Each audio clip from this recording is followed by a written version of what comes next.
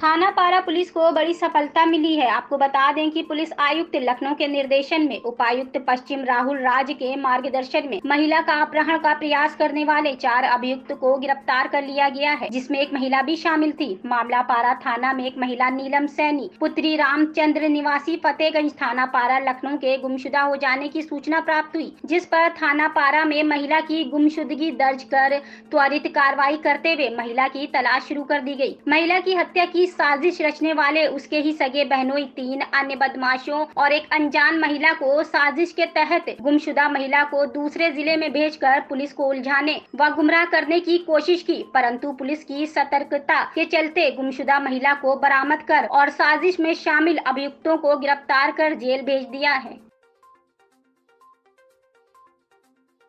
महिलाओं के साथ काम करके मृत्यु हो गई है। सर क्या है पूरा मामला, किस तरह से पूरी घटना से पूरा मृत्यु हो गई?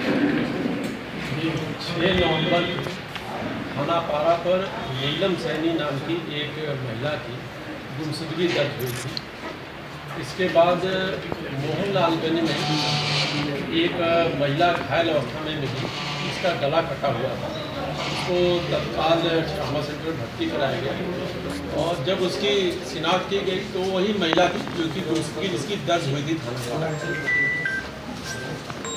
इस संबंध में तत्काल थाना पारा पर 307 IPC का अभियोग पंजीकृत किया गया और क्योंकि महिला उस समय उसका गला कटा हुआ था तो बोल नहीं पा रही थी, लेकिन उससे बहुत मुश्किल से बात की गई और लिखित कर उसने कुछ बताया कि उसकी एक सहेली थी जिसका नाम आसमा था, उसके साथ एक इनोवा गाड़ी से वो अपने घर से निकली थी।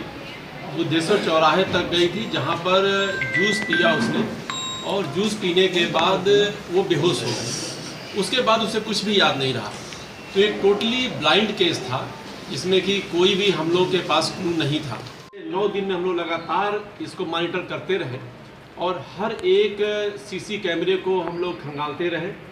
आप ये समझिए कि यहाँ से कितनी बार मोहनलालगंज तक जो है और विभिन्न मार्गों से ये हम लोग सर्च किए कैमरों को, क्योंकि एक जगह से कहीं पर जो है हमें क्लू नहीं मिल रहा था। आज ये अभियुक्त जो है गिरफ्तार हुए हैं, जिसमें जिस गाड़ी से इस महिला को ले जाया गया था, इनोवा गाड़ी ग्रे कलर की, वो गाड़ी भी मिल गई, वो गाड़ी बरामद हुई है और उसके साथ 4 लोग इसमें गिरफ्तार हुए हैं। 4 अभियुक्त में एक अभियुक्त तो उस घायल महिला का बहनोई है जो संतोष सैनी है और दूसरा अभियुक्त उसी का साथी है मुन्नू उर्फ आसिफ जो कि थाना हुसैनगंज का रहने वाला है और तीसरा अभियुक्त मुन्नू की एक भांजी है आसिमा, जिसके बारे में अभी वो महिला बता रही थी घायल महिला कि आसिमा हमको लेकर गई थी, वो मुन्नू की ही भांजी है और वो मोहनलालगंज मऊ में की रहने वाली है, वो भी गिरफ्तार हुई। और चौथा शुभम यादव जो कि मुन्नू का ही साथी था, क्योंकि मुन्नू जो है ये विक्रम चलाता था और इसके साथ में ही ये भी विक्रम चलाता था जो शुभम यादव है। और जो संतोष सैनी है ये भी आज से काफ़ी साल पहले से मुन्नू के संपर्क में था और ये भी गाड़ी चलाता था। तो कुल मिलाकर के ये सारे ड्राइवरी ही करते थे, गाड़ी चलाते थे और उसी के दौरान दोनों का आपस में कांटेक्ट हुआ। जो घटना में पूछताछ में बात आई सामने कि घटना क्यों की गई, कैसे हुई, तो घटना का सूत्रधार इसका बहनोई संतोष सैनी है। संतोष सैनी ने बताया कि चूँकि जो पीड़िता इसके ससुर के 2 लड़कियां थीं, एक नीलम और दूसरी सुमन। सुमन के साथ इसकी शादी हुई थी संतोष सैनी की और दूसरी नीलम थी, नीलम छोटी थी। नीलम का पति 6 साल पहले उसे छोड़ दिया था, तलाक का केस भी चल रहा है इन दोनों के बीच में। ये आरोप लगा इसके ऊपर, संतोष के ऊपर, कि संतोष की वजह से ही उसके पति ने छोड़ दिया है और इस आरोप के आधार पर इसके ससुराल वालों ने इसे प्रॉपर्टी में कोई भी हिस्सा नहीं दिया। तो संतोष सैनी को ये बात थी कि चूँकि मुझे प्रॉपर्टी में कोई हिस्सा नहीं मिल रहा है तो उसने इसको जो है रूल आउट करने के लिए योजना बनाई। प्रॉपर्टी के बारे में मैं बता दूं कि इसकी अभी एक प्रॉपर्टी जो कि नीलम को मिलने के बाद बची हुई है, उसमें एक उन्नाव में ज़मीन है और एक मकान भी बचा हुआ है। तो ये इसके पास था कि ये दोनों चीज़ हमें मिल सकता है अभी भी, और जो नीलम नहीं रहेगी तो प्रॉपर्टी में किसी न किसी रूप में जो है हासिल कर लूँगा। तो इस तरह से इसने नीलम को मारने की योजना बनाई और ये जो अभी घटना हुई है इसके पहले भी ये प्रयास कर चुका था, हालांकि उसमें कामयाब नहीं हुआ था। तो इसने मुन्नू को सहारा लिया और मुन्नू से इसने बताया कि बिना किसी महिला को लिए हुए ये घर से नहीं निकलेगी और इसको जो है फिर हम लोग नहीं मार पाएंगे। तो इसलिए मुन्नू ने अपने भांजी को इसमें शामिल किया और उसके बाद एक गाड़ी की ज़रूरत पड़ी कि किस गाड़ी ले जाएंगे। तो एक इनोवा गाड़ी इन लोगों ने लिया। इनोवा गाड़ी चूँकि इन्हीं के साथ ही जो है शुभम यादव के पास भी ग्रे कलर की पुरानी गाड़ी थी। और इसमें इंटरेस्टिंग बात यह है कि संतोष सैनी ने हैदरगंज चौराहा पर पहले योजना चूँकि बनाया था, इसे दिमाग में थी, तो एक इनोवा गाड़ी जा रही थी, उस इनोवा गाड़ी का नंबर इसने नोट कर लिया और नोट करके इसने कहा कि यही गाड़ी का नंबर जो है उस इनोवा गाड़ी पर वो लगाएंगे, जिससे कि वो गाड़ी जो ट्रेस ही ना हो सके।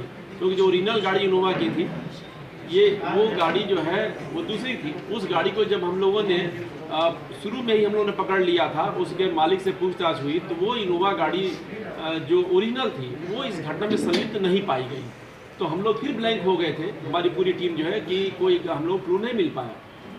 फिर हम लोगों ने जब सीसी कैमरे तमाम खंगाले तो उसमें ये आया कि इस गाड़ी की ही तरह एक दूसरी गाड़ी घटनास्थल के पास आई है और घटनास्थल से डिफरेंट वेज से मोहनलालगंज गई है और फिर मोहनलालगंज से वापस इसी घटनास्थल पर आई है, घटनास्थल के आसपास जो है। तो इस तरह से जो है पूरा रूट जो है वो एक ही दो गाड़ियों का पाया गया। तो दो गाड़ी में ये गाड़ी पर डुप्लीकेट जो ओरिजिनल गाड़ी तो हमें ट्रेस हो चुकी थी, उसका मालिक भी ट्रेस हो चुका था, लेकिन वो घटना में पाई नहीं गई थी कि डुप्लीकेट गाड़ी हम लोग को मिली। इसको ट्रेस करना एक टेढ़ी खीर थी, लेकिन हमारी टीम ने बहुत ही मेहनत करते हुए कुल 9 टीमें हमारी लगी और 9 टीमों ने लगातार 9 दिन तक जो है प्रयास किया और प्रयास करके दिन रात जो है सारे CCTV कैमरे खंगाले गए और तब ये ट्रेस हुआ कि ये जो नंबर प्लेट है ये नंबर प्लेट फर्जी है।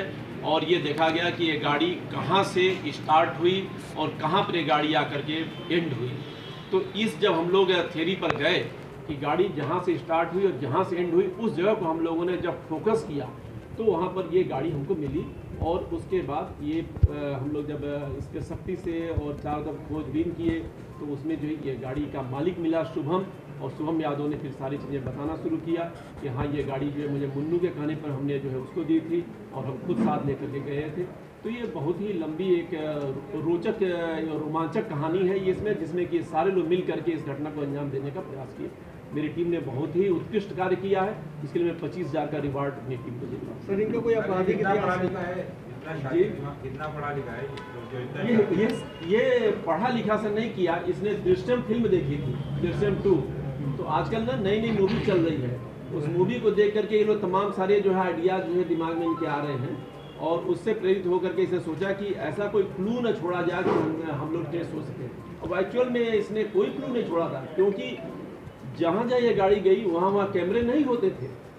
बहुत मुश्किल से कुछ ही कैमरों में ये गाड़ी हमको जो है कैप्चर मिली है, अदरवाइज जो है गाड़ी नहीं हमको मिल पा रही थी।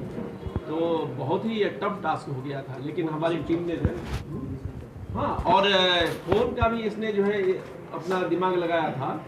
जो इसका फ़ोन था संतोष सैनी का, ये अपने पास नहीं रखा था, ये फ़ोन जो उन्नाव भेज दिया था और ऐसे जितने इसके साथ में काम कर रहे थे सबके फ़ोन स्विच ऑफ थे। तो मतलब हमें जो है सर्विलांस भी कोई मदद नहीं हो पा रही थी, हमें जो है CCTV कैमरों से मदद नहीं मिल पा रही थी। तो कुल मिलाकर के और गाड़ी का नंबर भी डुप्लीकेट हो गया था। तो ये इतना ज़्यादा मतलब इसे घुमा दिया था, पेचीदा कर दिया था केस को, जिसके कारण कि हमको 9 दिन लगे। लेकिन 9 दिन के बावजूद भी हमारी टीम ने सफलता हासिल की। ये एक बहुत बड़ी अचीवमेंट है।